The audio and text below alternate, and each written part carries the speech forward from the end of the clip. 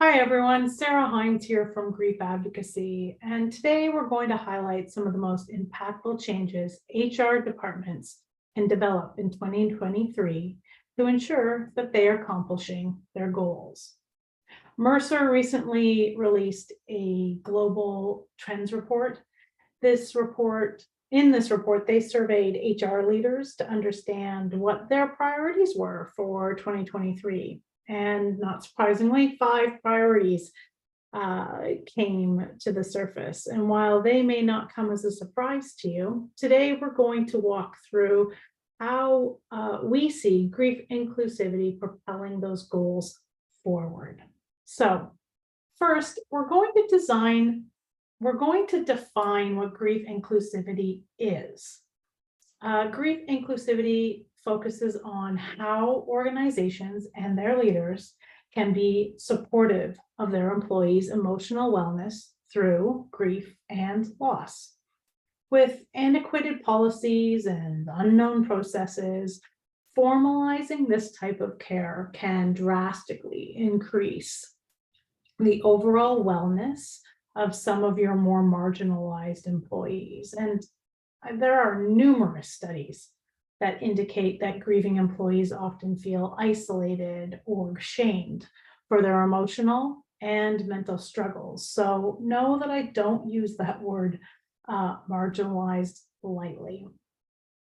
So how does grief inclusivity training help? Well, it does reduce isolation and guilt, also shame for some of those emotional and mental struggles because we're normalizing some of those things. We are supporting leaders in confidently creating a practice of wellness through really thorough communication and action. And the third reason, or the third way, is by actioning your corporate values and cultures actively doing so that they actually reflect your needs and desires for hitting and accomplishing that specific goal.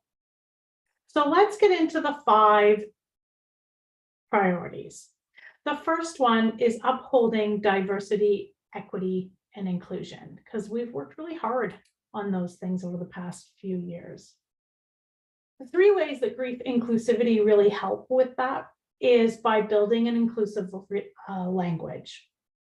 Again, kind of normalizing the struggle, normalizing really healthy ways of interacting with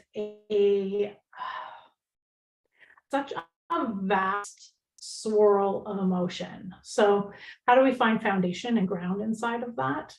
We can build an inclusive language. Know that most people have to travel to funerals these days, especially overseas.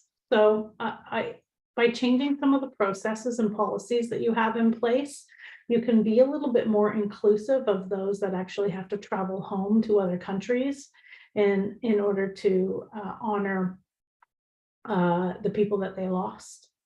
And lastly, spiritual considerations. There's so many, and I know this sounds really antiquated, but new spiritual practices in North America specifically that our policies and processes do not include some of the intricacies that are really required around this. So this is a little bit more of an education piece and a heads up to people or leaders or teammates that are going to these funerals, just to give them an understanding of what is appropriate for that particular culture or spirituality practice. Okay, so on to number 2. We're talking about focusing on company culture development. That was the second top priority for all the HR people that responded to the survey. It's a big one.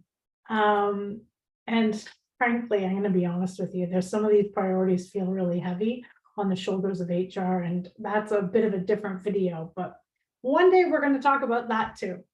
So how do we focus on company culture and ensure the continued development and alignment? So number 1, I wanted to talk a little bit about how grief inclusivity help create an internal culture of care, how educating and communicating around that normalized language, around the new processes and policies, help build culture, and how to actively live your cultural values inside of adversity. Those are really hard things to do, I think, especially because it takes a village to raise a company, but to really think through what this means inside your company, not through your EAP or wellness programs. This is about how you do it internally so that you are showing a culture of care. Okay, and the third priority was impacting total well-being outcomes. Again, another really big topic. And I can't think of a more appropriate way of introducing grief inclusivity as other than inside of your wellness programs. So how do we do that? How do we make sure that our bereaved employees are coming back into a workplace that has their well-being or prioritizes their well-being? So scheduling check-ins while they are off is a wonderful way of just making sure that not only you're caring for them, but you're caring for the team, that they are, that really is kind of helping continue on with the corporate goals while the bereaved employee is off. Return to work planning, huge and very rarely done. But how do you set your bereaved employee up to come into a workplace as best prepared as they can? And lastly, team planning for support. So depending on the loss and depending on what happens in those check-ins and what that return to work planning looks like, how do you communicate what you've learned into action for the team? Is there shadow work that needs to be done? Do people need to continue on supporting that person's projects for the first little while until they get their feet under them again? Really big, actually, in making sure that your well-being outcomes include grief care. Okay, fourth, enabling new ways of working. Now, I think this is something that we've all been working on over the course of the last little while, especially through COVID. But here's some ideas that really help those that are grieving incorporate as seamlessly as possible back into work. Remote work accommodations. Now, this is something we're probably doing in smaller ways, but what happens when that remote work is actually more global rather than just working from home? A lot of people traveling back to their home countries to attend funeral practices, to get paperwork done.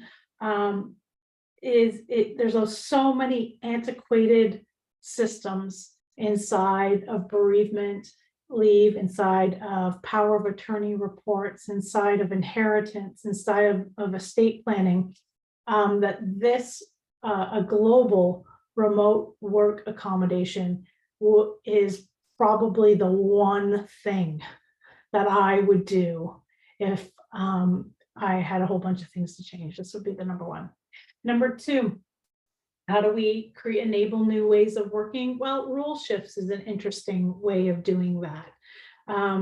Perhaps they're on a project that isn't quite where their head is at. There's a lot of brain fog that happens around grief, and the project might be really important to the overall company goal, and having someone who's got some significant brain fog leading that charge can often be harsh and hard and have a huge impact on the overall success of the company. So shifting roles just slightly might be a really great way of allowing them to come back to work, have impact on the work that they're doing, and also take some of the pressure off. Hour shifting perhaps goes without saying because of that global work accommodation piece. We want to make sure that we have room to shift our hours, shift meetings around, to be a little bit more accommodating. This doesn't necessarily only happen when people are traveling abroad, but can happen just while people are working at home. You get into a sleep pattern that isn't quite regular. And there's a lot of work happening late at nights and early in the mornings. So just maybe shifting some of your meeting hours to be a little bit more accommodating for what you're seeing inside of their work day. And last, but certainly not least, because I think this is perhaps a trend that's one of the forward-looking trends, is enabling a skills-based organization. So I've heard about this over the last couple of years, and I'm so glad we're starting to see some of this actually hit the ground. But what does this mean when it comes to grief inclusivity? Well, I would really like to think about this as an internal advocacy program, much like we have around a lot of our diversity, equity, and inclusion programs. Perhaps there could be something around grief and bereavement leave, or perhaps it's a return to work advocacy program. I think it's just a wonderful way of really ensuring that those that come back to work after leave have the supports they need. Skill development for leadership is always an ongoing thing. Grief is one of those things that we don't like talking about anytime. So being able to build skill around your leadership team, to be able to have these hard conversations, these emotionally difficult conversations, and ensure that your leadership team has the skill to do so, really important. And lastly, to wrap all of this up, the idea of policy and process becoming culturally aligned for your organization. All of these are really great ways of ensuring that your organization is grief inclusive and that you're hitting your HR goals for 2023. If you have any questions, please feel free to reach out.